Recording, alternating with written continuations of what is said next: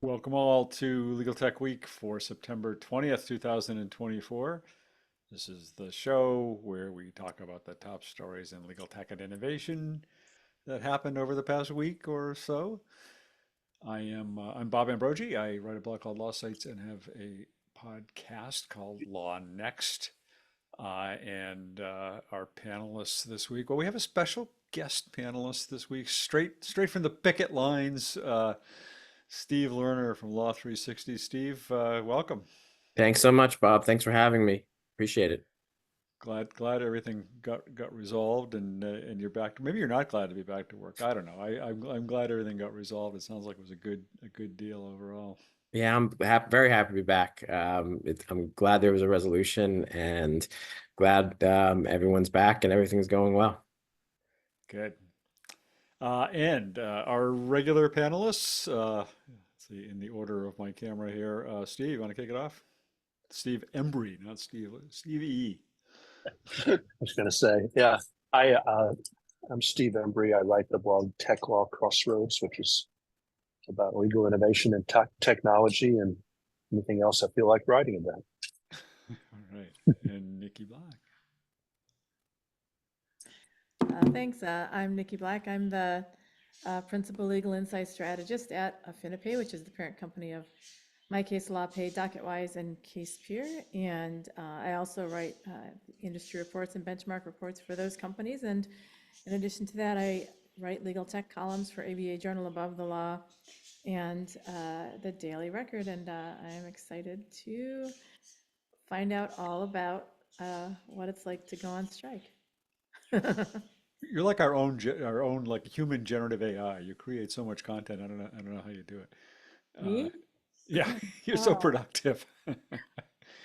Well, I shouldn't say that because then there's Joe, who's maybe more productive than any of us. But in terms of the numbers of posts you turn out on a daily basis, but Joe, I do turn out a lot of posts, not all about tech though, so that allows me to get by. I'm Joe Patrice from Above the Law and the Thinking Like a Lawyer podcast. I actually I barely made the show because I was finishing up my most recent post, which is about which has a sort of tech angle. Apparently, at West Virginia's law school, the con law class treated the class to 3 to 4 minutes of hardcore porn as part of their lesson on the Constitution, which didn't go over as well as one might have thought. So awesome.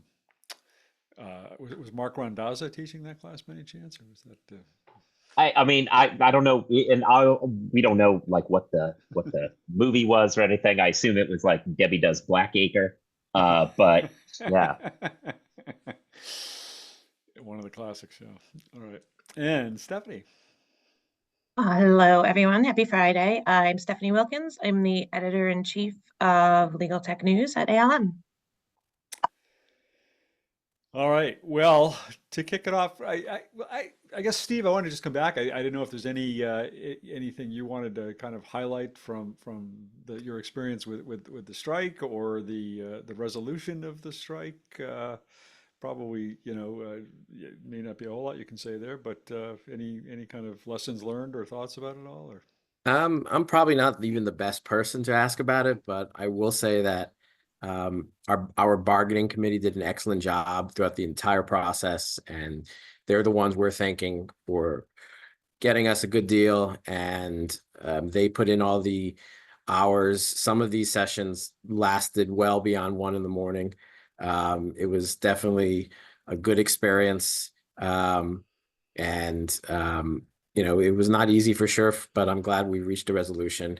And there was a lot of great support that I had personally, but also as the unit, a lot of people supported us, and we really did appreciate all of their help throughout the process, including everybody here in the panel and the viewers as well watching this panel. So I guess we all just want to say thank you to everybody for all the support during that time.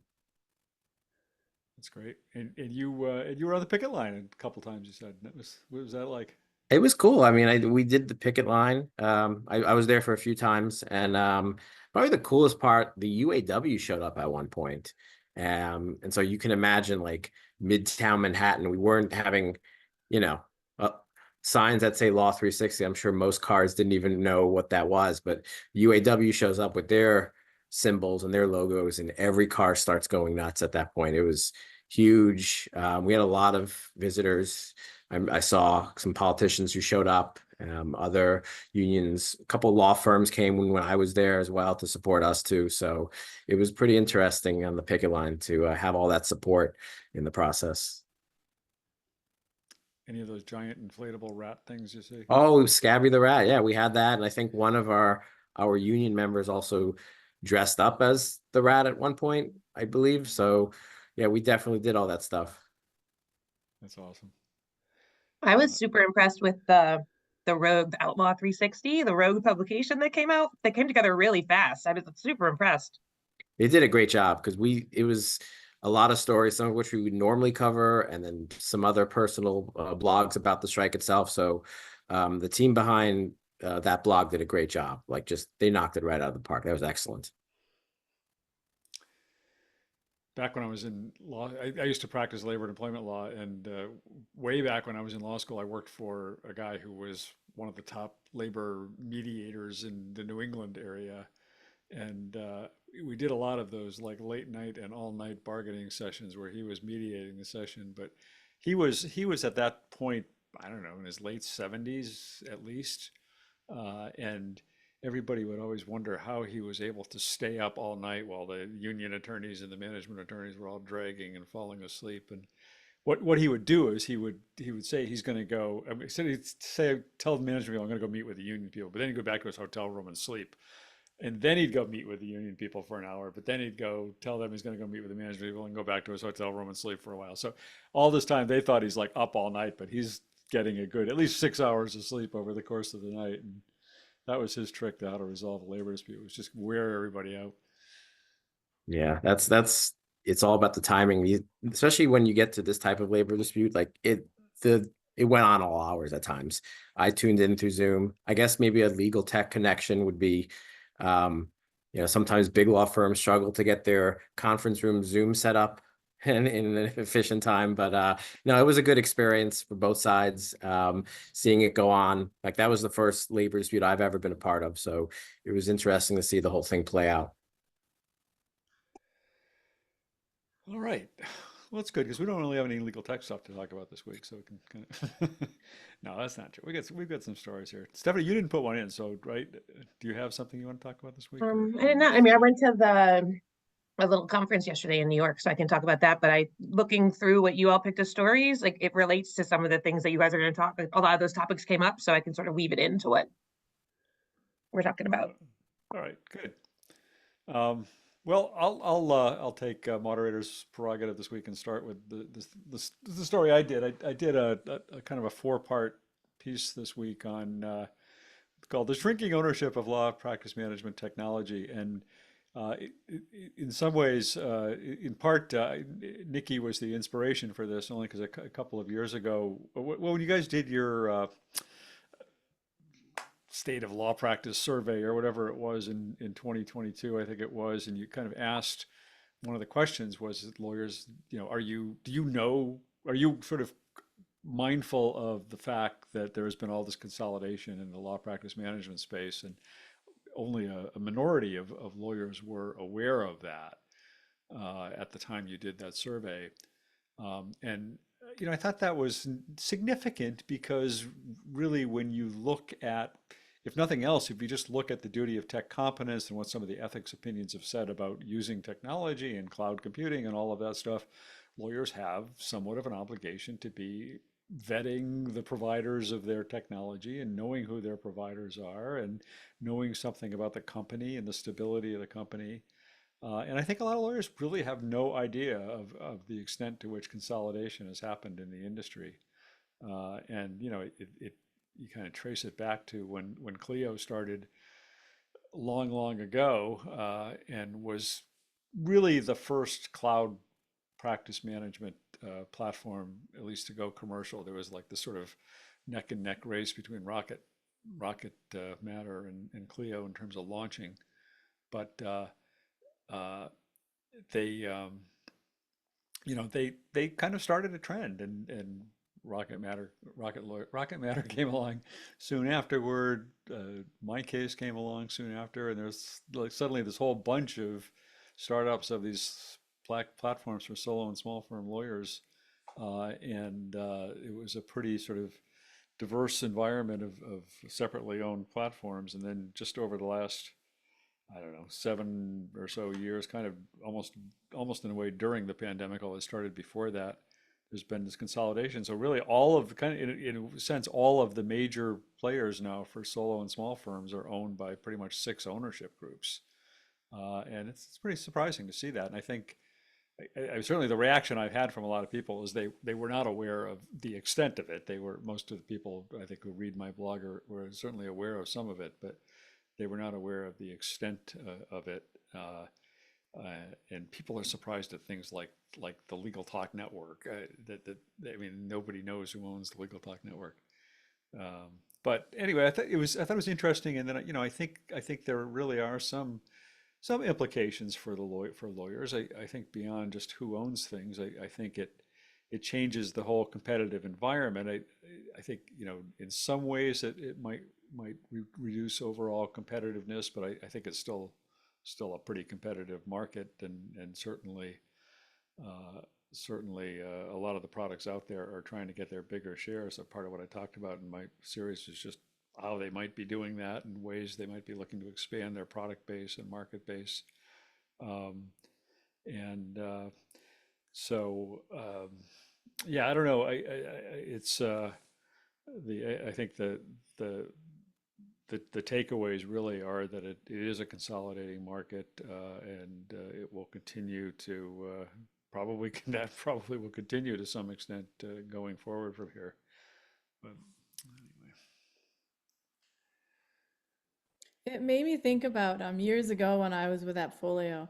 There was a VP on the MyCase side of things. Her name was Kat Alday. She since I think she might still be with Appfolio. I'm not sure, but she had been in software for a really long time. And at the time when she said this, that's when there were just like it was like whack-a-mole with practice management companies. They were like everywhere.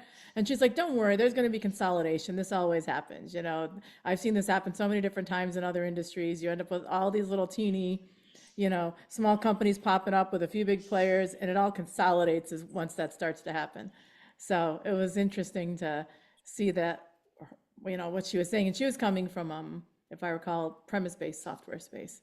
That's where she'd been before. But the same thing, I mean, it's sort of like Battlestar Galactica. It's all happened before, it'll all happen again. But it was really interesting to see all the way you pulled all that together. And I think I tracked the industry pretty well, and there were 1 or 2 companies bucketed under some of those that even I wasn't aware of. So it was super interesting. So I appreciate you doing all the work to pull that together. Yeah, thanks. I was actually hoping some people kind of hoping that I was going to put that up as kind of a first draft, and I was expecting I'd hear from a lot of people saying, "Oh, you missed this one or you forgot this one."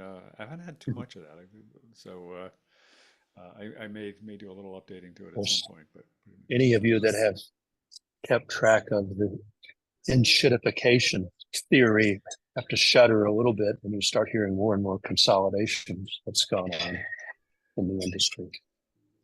I don't think we're close to that yet, but if there are only 2 players, now what's there 6?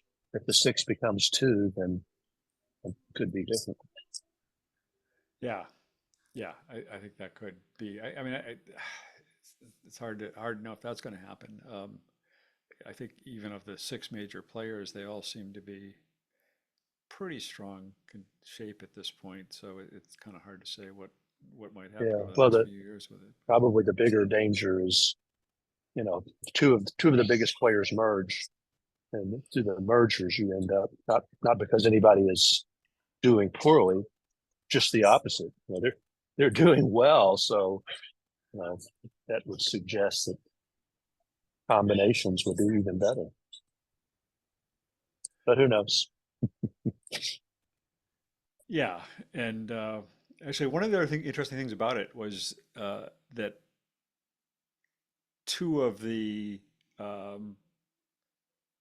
practice management platforms that did not survive were the ones started by the big legal companies, Thomson Reuters and LexisNexis. They both started their own small firm practice management platforms, and they both went belly up. So I don't know what that tells you. Maybe they should stick to legal research. Well, I think the plan with those are interesting to watch. And I got the sense the plan with both of those was that they'd like feed it in from their legal research. You know, they'd take all the customers they already had that were using legal research that were solo or small firms, and it would just be this easy cross sell. You know, but cross sells sound great on paper, but they're not always as easy as you might think in reality. Because especially in the legal space, people aren't ready to buy software until they're ready to buy software. So even though you think they'd be perfect for that kind of software, it doesn't mean it's always gonna, it doesn't mean the timing's right. So I thought it was interesting. I think they thought it would just be like a super easy to get customers into those tools, and it just didn't work that way. Yeah, and I think in the case of Thomson Reuters, it wasn't even so much that they wanted to sell the practice management platform as use the practice management, what was it called? Firm Manager? Was that the one they had? Firm Manager, use it as a kind of a loss leader to sell their legal research service to smaller firms. Like, if you buy our legal research service, we'll throw in this whole little practice management platform for you, and you won't need Clio or MyCase or whatever else out there. And I think one of the challenges with them also was marketing. It's a lot harder when you're coming from this large company that has all different sorts of products and, you know, versus companies that, I think we talked about this a little bit last time, for companies that have like single point solutions are the easiest to sell into a market or to a certain practice area, right? But once you start offering a broad range of either functions within a tool or else when you offer a tool and you offer a whole suite of software products, it's a lot harder to reach the audience and to get name recognition than it is for other companies that have a sole focus or a more limited focus. So it's interesting to see that. Yeah. I don't know if it was actually you guys or if it was I may have talked to Ed about that when he showed me VLEX. I may be confused now. But I did talk about it close to our last show to somebody, even if it wasn't you guys. But Yeah. All right, I'm trying to fix my mic here. I see a note that it's soft. I don't know. I've been having this trouble with Zoom lately. It doesn't happen on my podcast or anything else, but anyway, So Bob, try again. want to present a contrarian view. I agree with you that consolidation of practice management certainly has increased throughout the years. No question about that. I don't know if this year, I would say, practice management is a leading driver of consolidation in legal technology. So I looked back at my notes. I could only find one example this year, and that's the Lexis acquisition of Jarvis that fits the category of we're buying a practice management tool.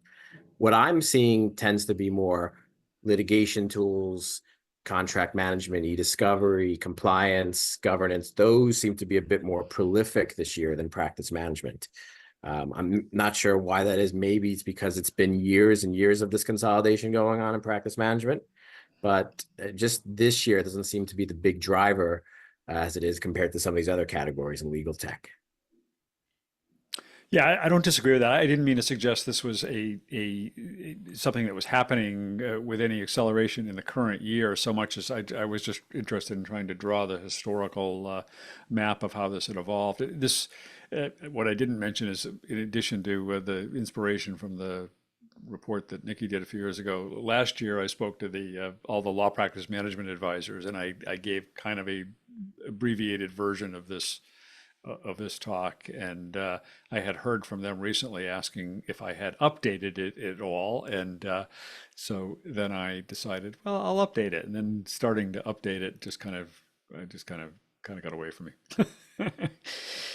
You know how those things go. All right. If we're talking about different areas of consolidation, I kept expecting to see more and more of it in CLM because I feel like we have a million little tiny players now, and I've been saying for a while, how can they all exist? But instead now we've seen two of the bigger ones be bought by like enterprise software companies. Like it's going with it's different sort of M&A activity, excuse me, in CLM than I was expecting at all. Because I mean, first you had what was this Lexion bought by DocuSign, and now this week it was Evisort bought by Workday. So yeah, if enterprise software is buying the bigger ones and then we have all these little tiny ones, it's just, I don't know. We have Ironclad, and I don't know. It's just not what I was expecting to see in that space. I thought the Yeah. Evis one was really interesting. I know Workday, like it makes sense, but I don't think I would have ever predicted that. Right. Yeah. Um, yeah, and I do think some of the practice management companies we're going to start to see some of the small. I really just focus on the small firm market, not the whole mid-sized firm market of the Filevines and Litifys and other companies like that. But I do think we might start to see a few more acquisitions happening in that space as some of those platforms look to kind of diversify the array of products. I think what was interesting this year was things like Clio getting into court filing. I think we're going to kind of start to see more of that spread of practice management companies getting into uh, ancillary areas of legal tech that are directly related to what some of their customers need, at least. You can either do it by integrating with a third party, or by building it yourself, or by acquiring. And I think we're going to start to see more of that kind of stuff. And litigation being, again, according to the ABA, the most popular practice area. I think we're going to see a lot more litigation focused tools coming along like that. All right. From there to where? How about to the age-old question of whether AI will disrupt the billable hour? That would be mine. I wrote a byline, I guess it's called. I didn't know that that was what it was called. I don't know why. But I wrote a byline for All right, you're kicked off our journalist panel right now. I don't know how that like went over my head, but anyway, for Legal Tech News. And it was cool to write an article for them because I don't think if I have written one, it was a long time ago. But I basically just, is billable hour, is AI going to kill the billable hour? And I kind of put pen to paper for some of the things that we've discussed in the past here, and that I've also kind of thrown out in posts on LinkedIn, which is this idea that I personally think that tech savvy legal consumers of legal services, like in-house counsel or insurance companies, they're tech savvy, and they have the ability to put pressure on lawyers that provide services to them to increase efficiency, and they certainly understand how AI can increase efficiency. And so I think that you're going to see it sort of happening there first, where they're going to say, there's no way we're paying X amount of dollars or this many hours for something that you could have used AI first to hone down the time and get a sense of what this document said before you provided analysis for us. Instead of spending 5 hours with 4 different people reviewing it, you could have had AI summarize it to get you started a lot more quickly and reduce that time. And so I think what you're going to see is between that and also law firms that are boutique spinoffs from large law firms, where they're focused on one practice area and are trying to compete with the large law firms that they've left, or other firms. Those are the 3 areas where I think you're going to see people moving to alternative fee arrangements, just to be more competitive in the marketplace, because generative AI is going to allow them to be more efficient. But also, the other sort of point that I made in the article was that as you start to get these tools rolled into either legal billing or practice management software tools, you're going to be able to query the entire system. And again, this is nothing new for people who have attended our webcast before, but the idea that you can say, take a look at all the times we've handled a type of case like this. How has it resolved over time? How quickly and in what ways? And come up with a flat fee or alternative fee concept that we can use that'll be competitive and undercut a lot of our competitors, but also be profitable. And it's going to help them come up with that flat fee or alternative fee arrangement a lot more easily than it was before generative AI, because you're going to be able to Q&A and almost talk to your system as if it were a person. So I think it's just I just wanted to sort of put pen to paper with all my ideas of my thoughts on how I think it could impact it. But it's definitely one of those, we'll find out. We'll see what the future brings. And Stephen Embry had written a really interesting article that he didn't actually submit as one of his options, or a blog post this week that just talked about the insurance defense angle on that, which I thought was really interesting as well. Yeah, I would chime in, I guess, Nikki, and sort of make a few points. One, the insurance industry is perhaps not as tech savvy as people often think that it is. They have lots of data that they can do a lot of things with, but so far they seem to be more focused on ratcheting down rates and discounting rates and auditing bills as a control matter. The other thing that works in that is it's sort of a segmented industry. If you take the cases with very high exposure and the cases that involve coverage, those are typically handled differently and by different and more higher priced lawyers for obvious reasons. Where I think the issue is going to become relevant is that the large, huge number of sort of mid-level exposure cases where the carriers can really get away and often do get away with pressuring law firms to reduce rates. And it's kind of, the more I read about it, it appears that there are more and more of those kinds of cases being filed, as you would expect, for a whole lot of reasons. Not the least of which is generative AI enables you to file those kind of cases for a lower cost. But there's more and more of those cases, and more lawyers, they just don't want to do it. It's just the pressures are too great, which would suggest or could suggest that a higher priced law firm could adopt some of the generative AI tools to be able to reduce the price that they charged for the lower level cases and make up the difference in volume. In other words, more volume. It's the old Jevons paradox. You charge less for your service, you're going to get more service, and you're going to make more money because you're doing more. All of that is kind of an interesting within the realm of the insurance industry. The other thing I would say is one of the reasons that the billable hour is so ingrained is it's the culture of so many law firms, from advancement to billing to everything else. And so what tends to happen when they talk about alternative fees is instead of doing this sort of analysis that you've discussed, Nikki, so I wonder how many hours that'll take. Okay, maybe it'll take us 500 hours. Let's say 750, multiply that times our rate, and here's your flat fee. And most of the clients and even insurance companies said they're like, no, that's not what we're going to do. We got more data than you do, and so we'll figure out based on many of the things that you've described, Nikki, what the fee should be, and then pressure it downward. And the other final thing is, I don't think trying to figure out the number of hours and multiplying that times the rate to come up with a flat fee is really the right approach. I mean, that's not how people sell cars. I mean, they look at the cost of making the car and then add a piece for profit, and that's what they charge.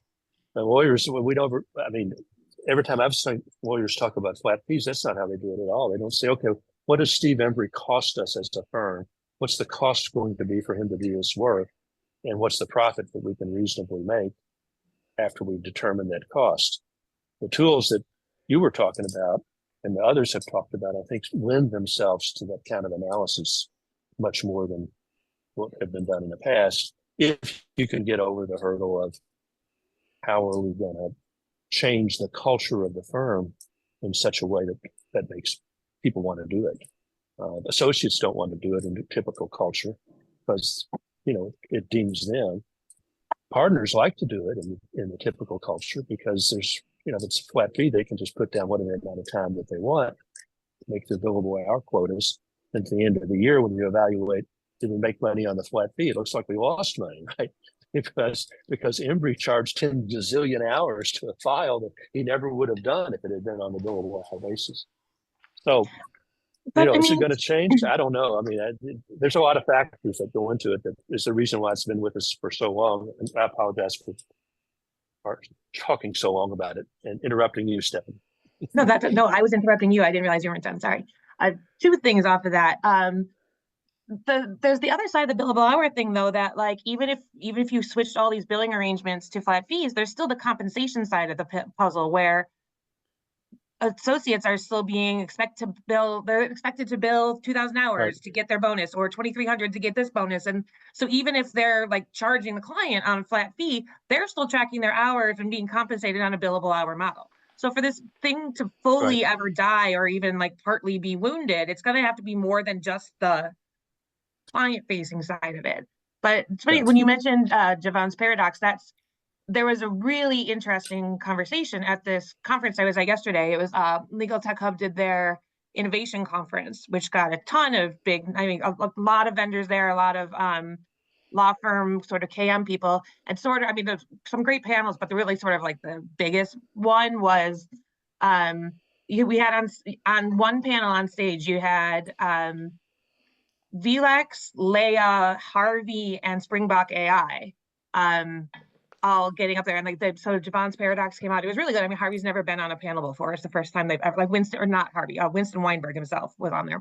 So it was like a really fascinating, and like sitting next to Leia, and it's very clear they don't really like each other. And then Damien was there for Vincent, talking about Vincent AI. But a lot of this came up about, obviously the billable hour came up and everything. And like, I think even though they all had different takes on it, everyone sort of circled back around to, and this came up in other panels too, that all aspects of legal practice that are commoditizable are ultimately going to be taken over by AI and automation or technology. It's the other parts that really aren't. It's the judgment, it's the higher value work, and that's what we're going to be left with. So people are going to start charging more for those, first of all. And there was this whole, it wasn't even planned, but every panel just sort of got on this excitement train of like making law sexy again. I don't even know who said it first, but it kept going, where like lawyers are going to be able to do the work they enjoy a lot more. And ultimately every aspect of it that is possibly commoditizable will be done by AI, but it won't really. So it will shift the billable hour model in that regard. So a lot of that stuff won't be billed anymore by the hour. I know, practice at the top of the license. I know we all have our pet peeves, and that's one of my least favorite things, but I know it's true. It's like Joe and table stakes or whatever. But but it is true. It's accurate. But it was really interesting to see all of those AI companies on the same panel talking about it from very different ways they're approaching it, but all coming out to the same sort of result. So it's bringing legal sexy back is what we're doing. I said that. Nobody Okay. said bringing sexy back, and I'm like, how did everybody miss that? It was right there. They kept Oh, saying, no, that's make it sexy again. I'm like, oh, that's too. Yep. Go ahead, Joe. No, go ahead. I was just gonna say that's too bad, because that's gonna ruin the tour, the world tour. I'm just gonna keep talking in Timberlake for the rest of the show. Yeah, the point I was going to make, Stephanie, to what you said is that is a true point, that lawyers can practice at the top of their game. But there's more lawyers out there than there is lawyers who practice at the top of their game or have the ability to practice at that very high level. If you talk to really good, high quality lawyers and ask them the question, do you have enough time now to do everything you want to do for your clients? Most of them would say no. yeah. But if you get to the mediocre, sort of the I hate to say less quality lawyers, but that's true, then it's a different story. And so the shakeout, I think, is going to be in the number of lawyers, frankly, because there's not going to be the same amount of work, and there's not going to be the same amount of leverage. I don't know if So anyway, I agree with your with your assessment of different quality levels of lawyers, but that's a different discussion for a different day. Yeah, well, fair point. What about the whole ethics aspect of all this in terms of the ABA opinion that came out on using Gen AI, and it talks about the obligation of lawyers to adjust their fees sort of relative to how AI impacts their work, and basically you can't, if AI lets you do something in 10 minutes that used to take you 60 minutes, you can't bill for 60 minutes, and the flat fees also need to somehow more accurately reflect the actual time. I mean, maybe this goes back to your point way back when, Steve, about lawyers are still just basing flat fees on time, but certainly in using Gen AI and setting fees around services they're delivering using Gen AI, they are going to be obligated to take into account the time savings, I guess, that Gen Yeah, AI well, provides. you couldn't bill for the time you would have spent but for AI, and so that's a quick reduction right there. I mean, there's a lot of stuff you can no longer bill for, and there is the ethical rule that requires our bills to be reasonable based on what was done. So we shall see. I don't know. You know, I get a lot of information about how informed law firm lawyers are about Gen AI and what it can do, which is pretty pitiful. What I haven't seen is a lot of information about what in-house counsel and their level of learning and understanding is, and they're the ones that are going to have to drive it at the end of the day. I'm reasonably sure. Yeah. Well, we're sitting here talking about whether the latest and greatest and most sophisticated technology is going to drive changes in the billable hour. And yet Joe has a story this week that suggests that maybe that isn't necessarily the case at law firms. Oh, it's gonna be me. That's Okay, you. You're so Joe. yeah. No, There's two Steves, one Bob, and one Joe. I'm just gonna keep going with the Timberlake stuff. So, yes, so this story actually isn't I was mine. going to ask if that was intentional. Oh, yeah. Okay, good. Oh yeah. So this story isn't actually mine, but it was at Above the Law. My colleague Stacy wrote this, and it was originally from an American lawyer survey. So lots of people have hands in this story. The mid-level survey is out, and they talked to a bunch of mid-levels about bunches of issues from compensation and general satisfaction on down. It's all very interesting. But the tech part I thought was super interesting because we live, I think those of us on this show, those of us listening to this show, live in sort of a bubble of tech competent people and tech excited people. And to read the mid-level survey, it seems that a lot of law firms do not have people who are very happy with their tech. In fact, most folks in this survey were very upset about their tech. Associates explaining that it's garbage, that everything breaks all the time, that the firm has no idea what they're doing, that like they don't have, they're slow and terrible. So all of that as a background. A few firms did really well in it, whatever. Let's not talk about the firms that did well because that's not as much fun as talking about people who did badly. The interesting thing about the survey, as I dug into some of the response, some of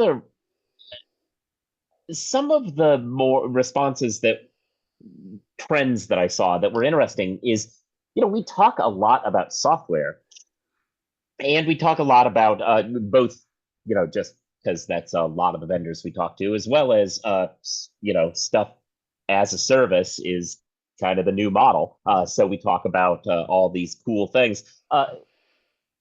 And people are buying those. But the biggest complaint these mid-levels seem to have was that the actual computers were trash. Batteries had to be replaced all the time. The monitors were breaking, all this. It's almost as though everyone has...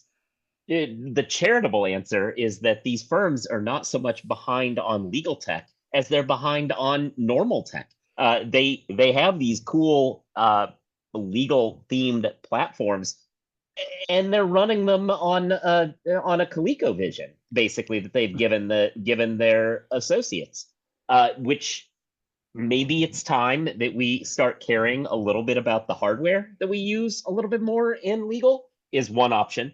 Another option that was interesting, there were a few complaints between some of the vendors. I saw in one of the articles somebody complained about iManage versus NetDocs. So some of that is definitely happening. But the biggest trend I saw as I started reading some of the survey responses that were in there, it was hardware related. And maybe that's just something we've all kind of forgotten about as we've decided that we're going to get everything from the cloud direct. No, it's true. I mean, I really enjoyed reading that, and I want to actually ask them if there's any more stuff that ended up on the cutting room floor that we could pull out. Right. Yeah, right. But yeah, they're paying all this ridiculous amount of money, and it's like associates bill out $1,000 an hour and they won't even buy us decent computers. Like what? Mm. Yeah. You know, what sometimes happens is a lot of law firms will enter into leases for this computer equipment, and the lease may be 1 or 2 or even 3 years, which was fine when the hardware wasn't evolving very rapidly. But now a lease like that, I mean, if you're tied to a lease for a crappy computer, when it started, it may be an okay computer, but 3 years later, it's a crappy computer, and that makes it hard to make quick changes and to keep up with the hardware developments. But I no don't, excuse. computer No hardware just excuse, isn't but- changing all that quickly, is it? I mean, I was, Oh, I, I was, think- I remember, I think it was would think last week you so. said you ran out and got an iPhone 16, and I was like thinking, I don't know, I've still got to walk in like a really ancient, and my iPhone gets older and older by the day, and I keep thinking, I don't know, I just, Well, the it's hardware more- suffices perfectly actually- fine for everything I wanted for. Well, wait, is more That's is actually more. it's. Oh.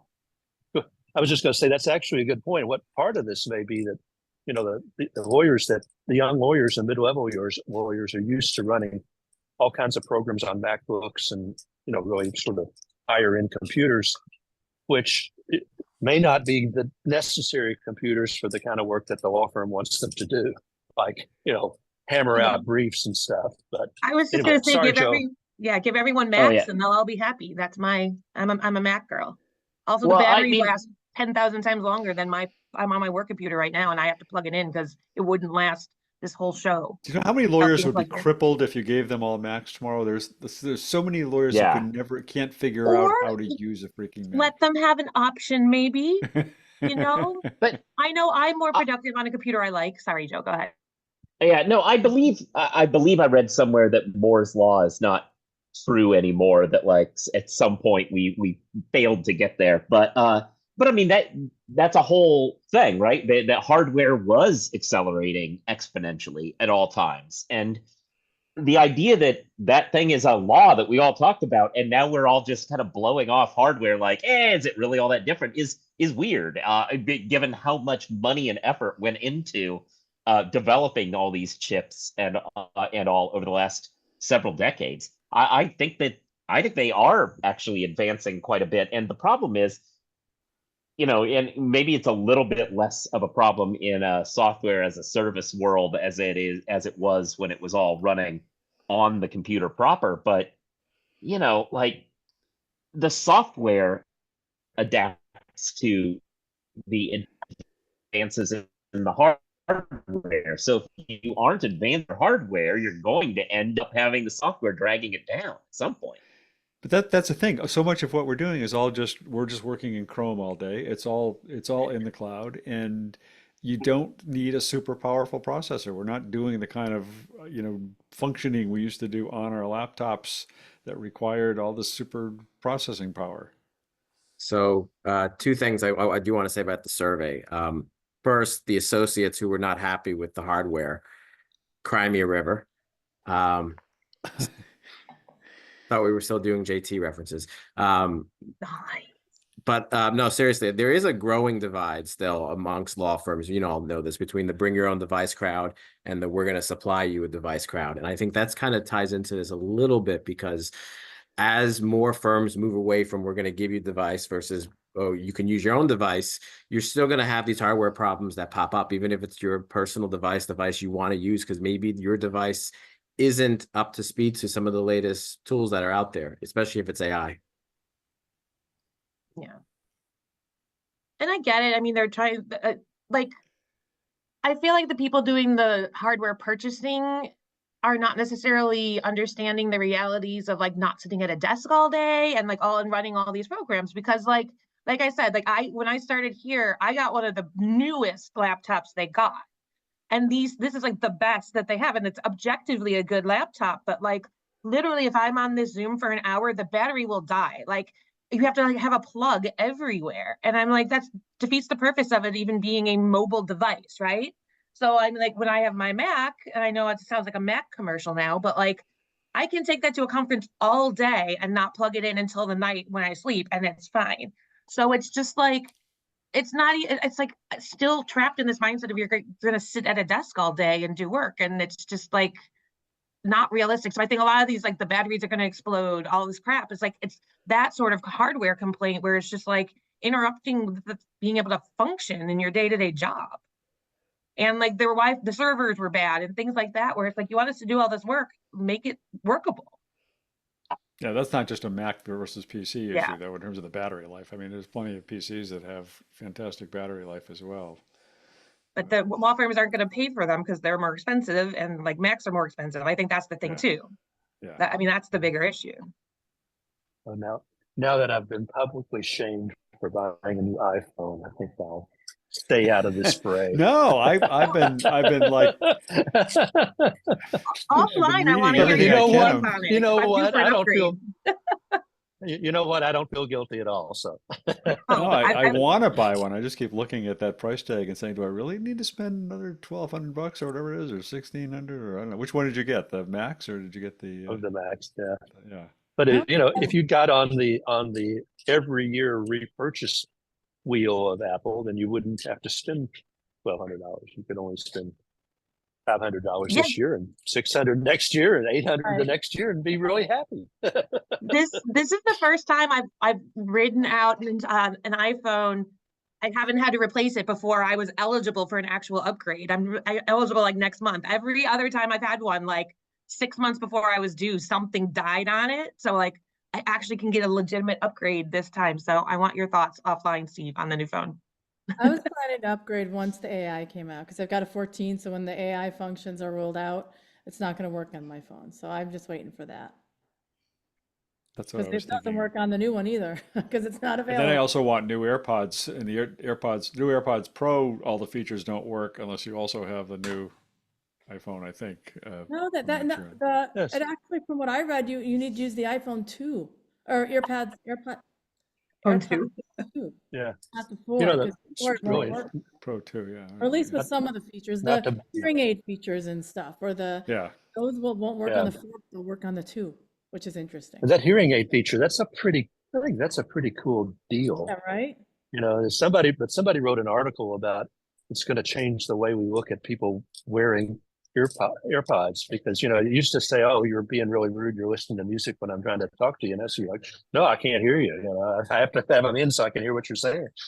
Yeah, I think it's going to be really cool. I'm looking forward to that. And the hearing test, so you Yeah. can just how crappy your hearing really is. You can do that on the AirPods now. I've done it. Yeah. I Yeah, have you crappy can, yeah. hearing, I can tell you that.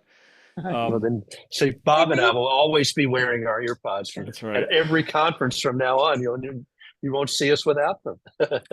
And the good Can they news make is we can different hear everything you sizes? say about Yeah. us. I wish they would, yeah. Can they make different sizes and shapes of ear pods? Because the Apple ones in my ears just are not compatible. Like they just don't stay in. So I never use them. Yeah. We'll ask them for you. Yeah, I know. I We'll mean, talk to them I'm about sure it. they're watching this and taking notes right now. But yeah. Well, the new iPhone has a headphone jack, so you can do whatever you want, right? Right? Because they brought back brought that back, so you don't. Yeah, no, it's. I get other Bluetooth. Did they really? Are you whatevers, kidding? I but- thought you were being facetious. Yeah, no, they brought it back. Apparently, what I heard was, from what I was reading, it's a security issue. Lots of people are like, yeah, it's bad to have our phone conversations over Bluetooth. You need to bring back a headphone jack for like electronic security issues. So welcome to being wired again. I like the swag at the Filevine conference was one of those things that lets you use your Bluetooth headphones on an airplane where you plugged a little thing into the back of the seat and can use your Bluetooth headphones. I thought that was pretty good swag. So I thought that was great swag. I got that swag. I got on the plane and United said, now introducing our new service, you can attach your Bluetooth to the screen. And I was like, no. Shit. See, that's why you don't want to upgrade your tech. Ah. All right. So one other story, we had a couple other stories on our log this week. One I wanted to ask Nikki about was the story on the fact that LinkedIn is tracking our activity to train its generative AI. Well, I And thought that was pretty I kind of shocking. read that and I thought, so what? Well, but the whole point is you should at least opt in, right? Like Yeah. And they didn't change their terms of service, and it's more the way they went Wait, about wait, it. wait. Do they own our data until the end of time? Eh? No, I'm just more Justin Timberlake stuff. Go on. I just thought it was, I mean, for me, it's almost like more a matter of principle about the way they went about it. I mean, our stuff is already all out there. It's on the, I mean, I guess that's the challenge, right, with everything. There's a lot of stuff that's available on the internet, but you ask for people's permission. But when you're using a closed platform like that versus posting to a blog of your, or something, it's a little different. You sort of sign away your life when you create your account and click the button anyway. But they didn't change their terms of service, which is kind of offensive. And in the jurisdictions, like in the EU, and then apparently the UK pushed back too, they're backpedaling. In the UK and in the EU, they just didn't even do it because they need to get consent first. Yeah. That doesn't I mean, bother I was thinking that if generative AI gets trained on LinkedIn, then every document that we generate from henceforth will start with, "I am thrilled to announce that." right? But I thought it was just the way they went about it. And I think Yeah. people should know that that it's happening and that they can turn off everything moving forward, since it sounds like everything since the date they rolled it out has already been used to train, is the sense I'm getting. No, I agree. I mean, in reality, I realize that everybody out there has all my data. It's out there. It's been out there for a long time, but I feel like going about it, it's the automatic opt-in and then not even tell you have a right to opt out. I mean, it's the principle of that. That morally offends me. Yeah, that makes sense. All right. Yet again, another example of enshittification. Shitification. We have a couple minutes left. Steve, do you want to talk? Do you want to talk about your other story? My very significant legal tech story can be summed up by saying, if you go to Mexico, don't take your laptop and your iPad because you might have I to really pay want a to know this. fine. Why? Because The law in Mexico is that you can bring in one laptop and tablet, but only one. You can bring in two cameras. You can bring in 3 cell phones, one GPS, a portable copier, and a projector. But if you bring more than that, if you bring 2 projectors, you have to pay 19% of the value of the projector, up to $4,000. So if you've ever been to Mexico, you know how they do it is they run your luggage through, and if the little light comes on, then they'll open it up. yeah. Yeah.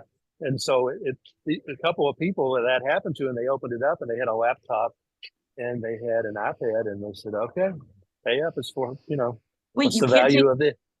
you can't take You can. both. This No, is you can actually only really take good to one. know because I'm going to Mexico soon, and I Yeah, usually no, take both. You can only take one. You can only have one laptop or iPad, not one laptop and one iPad, but only one of either one. So But my portable printer is fine. yes, you can take your Okay. portable printer, and you Good can to take know.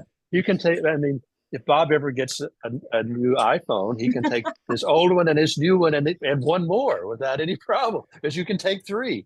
I guess if you take 4, you probably have to pay for the 4th. But I mean, Yeah, I don't. no. The And dilemma this would is be, kinda can you bring a Kindle? What is that? Is that a tablet? Or Oh, I think it's considered a tablet. Yeah. Let's see here. Well, it does say an electronic agenda. You can have one of those. I'm not sure what that is. like Like, Palm Pilot? Like You a can bring your Palm Pilot. Pilot. Yeah, you can bring your Palm Pilot. Can I take my without- sidekick? Like with the Oh, it's I know it sounds kind of silly, but I mean, I went down to Mexico back in June to give a presentation. I'm reasonably sure I took an iPad and a laptop, and I mean, 20% or 19% of the value is it's a couple $100 maybe. I don't know. Yeah, you needed Yeah, I was something to there hide the earlier. cocaine in on your way back in. So Right. I was there earlier this year, and I'm pretty sure I took both. I no Yeah. idea. yeah. Well, that's what it said in the article, was that it's sort of hit or miss on whether they actually Yeah. penalize you for it. Yeah. Yeah, it Well, it seems is like it Steve said, the whole process is when you're going through, like when you're exiting customs, it's basically like you hit a button and does it, it's like you're like no whammies and does it turn red or green if you get checked? Like yeah. really? It All right, seemed to be so happening more in Cancun than any place else, which of course is a big tourist spot. yeah. So maybe that's why. So next week for this show, some of us are going to be in Chicago for Relativity Fest, and we are going to attempt to broadcast the show like all of us together in the same room, although we haven't quite yet figured out how we're going to set that up. So hopefully our friend David Horrigan and the rest of the crew at Relativity is going to help us figure out exactly what we're going to do. But the show will be on at the usual time, and it will be on Zoom, but we may just all be sitting around in a circle with one laptop in front of us or some variation on that. We're not quite sure yet. And we will We come may all at be you. in our individual hotel rooms. Yeah. Well, or that, but I mean, the whole idea was we're going to try and all get all together in a room somewhere, and see if we can figure that out. I forget who's going. I know Joe and Steve and Stephanie. Nikki, you're not going, right? Or are you going? I'd considered it, but I have 3 weeks of travel in a row in October, so, and the new Yeah, puppy, so I was like, yeah, I'm not gonna go. yeah. All right. And Steve, I know you told me earlier you're not going to be there. So, but I mean, actually, I mean, even if you're not there, you can still dial into the Zoom, I guess. I don't know how that'll work. We'll have to figure that out. And But I I think really enjoy also, Steve Embry's aesthetic of like literally on a porch rocking chair in Kentucky. Like how honestly, I right? love it. Right. I mean, It does look good. it is wild. Like wild. So you need to be wearing seersucker with a corncob pipe, and I then we got know. the whole look. Like a glass of bourbon. Google Drive, don't take a machine to take a phone. Okay, we'll figure it out. I see Mexico. All right. Do we want to do a quick PDUM? Oh. Can I go first? Because I need to leave. A Yeah. stink bug just got in the house, so I'm gonna leave after I do my pee doom to get the stink bug. It's really bothering me. Well, I assume that means you're gonna have a high PDUM. Yeah, exactly. My pee doom is 80 because there's a stink bug 5 feet away flying around. So There's so many. oh, I hate them. All right, I'm gonna leave. All right. I'm Okay. sorry. Okay. Yes. Stephanie? Bye. Damn it! I had to get a That was the one I was working toward. All right, fine. What? Go on. my Timberlake You reference. dial into the Zoom one? Yeah. Oh no, bye. I got my Timberlake reference in. All right. Okay. Where are we? Well, okay. She stole that which Okay. is tearing up my heart. But I'm gonna Right. say that I'm at I'm at 25, still low, but a little bit bigger. I read some not so great stuff about climate change today that is a little more worrying, but we'll see. All right. Steve? Um, Steve, I probably I probably am a little lower than I was last time. I'm probably 35. All right. Feel a little better. Steve about Lerner, have you been on the when we've done this? I forget if you've been No, on when we've don't done even the know what it PDUM, is. So the Probability of the world ending, not necessarily because of AI. Like yeah, out on a of scale of 100. 0 to 100, with 100 being a high probability the world's going to end this week. 15. This I promise you. All right. Good. Given that, I'm gonna go with Steve, and I'll do a 15 too. Yeah. Feeling good about the world lasting another week. Yeah. Just so that I can go to Relativity Fest. I've had a pretty good week personally, so I'm gonna go with 15 also. All right. Yes. Good. All right. Well, that's it then. We will see you in some shape or form through our dial-up modem or whatever else from Relativity Fest next week. And everybody have a good week.